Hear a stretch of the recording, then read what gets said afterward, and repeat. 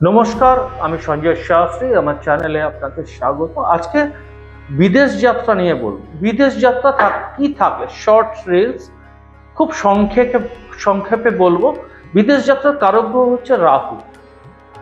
রাহু 1-5-9-2-12 যদি আপনার থাকে এবং চন্দ্রের সাথে লিঙ্ক করে এবং বৃহস্পতির অ্যাসপেক্ট করে, সেক্ষেত্রে কিন্তু আপনার একটা বিদেশ যাওয়ার যোগ তৈরি হলো। এবার কি কারণে যাচ্ছেন? যদি বুধ ওর ভেতরে ইনভলভ হয়, এডুকেশনের জন্য আপনি বিদেশ যেতে পারেন।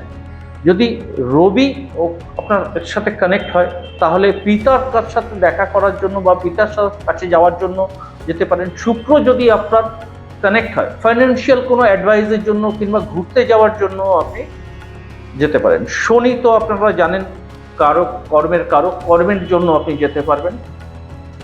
এই ধরনের অ্যাট্রিবিউটস থাকে। রাহু যদি যে ঘরগুলো বললাম 1-5-9-2-12 যদি থাকে, আপনার বিদেশে সেটেল হওয়ার একটা চান্সেস থাকে।